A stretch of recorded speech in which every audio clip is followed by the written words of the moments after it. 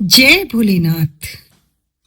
अधिकतर लोग मानते हैं कि पार्वती जी ने तपस्या केवल शिव जी से विवाह के लिए की थी, लेकिन सच्चाई यह है कि यह तपस्या प्रेम की नहीं, सृष्टि के संतुलन की थी।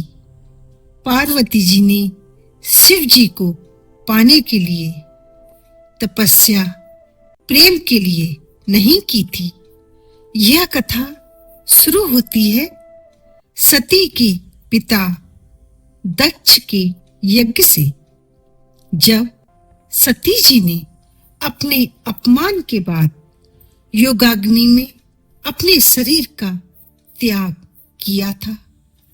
इस घटना के बाद शिव जी गहरे वैराग्य में चले गए थे।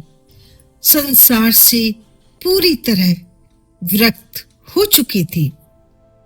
उसी समय सती जी ने हिमालय राज की पुत्री पार्वती के रूप में पुनर्जन्म लिया। युवा अवस्था में पार्वती जी को अपने पूर्व जन्म का स्मरण हुआ। तब पार्वती जी ने दृढ़ निश्चय किया, शिव ही मेरा सत्य है, शिव ही मेरा मार्ग है। यहीं से पार्वती जी की तपस्या आरंभ होती है। यह काल सतयुग के अंतिम चरण और त्रेता युग के आरंभ का माना जाता है। पार्वती जी जानती थी शिव को मांगकर नहीं पाया जाता। शिव केवल तब मिलते हैं जब साधक योग्य हो। इसीलिए उन्होंने कहा, अगर शिव मिले तो पति के रूप में नहीं, चेतना के रूप में मिले। सती जी के वियोग के बाद शिव जी यदि सदैव ध्यान में ही रहते तो शास्त्र कहते हैं सृष्टि का संचालन रुक जाता। पार्वती जी की तपस्या का उद्देश्य था शिव जी को फिर से सृष्टि से जोड़ना। शास्त्रों में कहा गया है, शक्ति के बिना शिव सबके समान है। पार्वती जी जानती थी यदि शिव नहीं जागे तो जीवन नहीं चलेगा।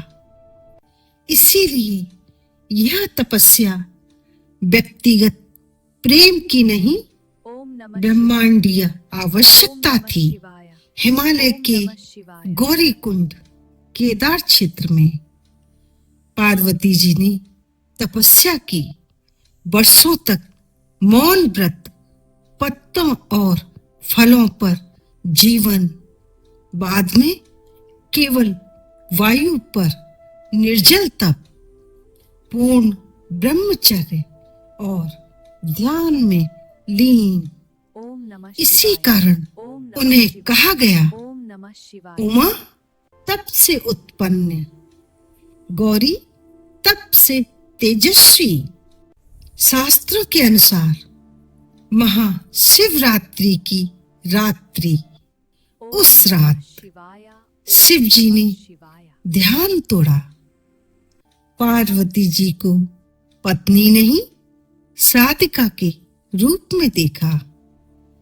कोई वचन नहीं बोले, केवल मौन रहा और वही मौन शिव की स्वीकृति था।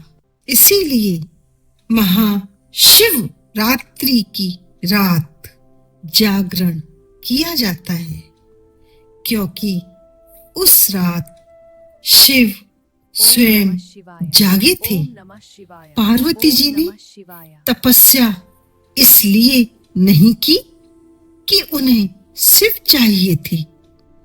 उन्होंने तपस्या इसलिए की क्योंकि शिव को सृष्टि चाहिए थी।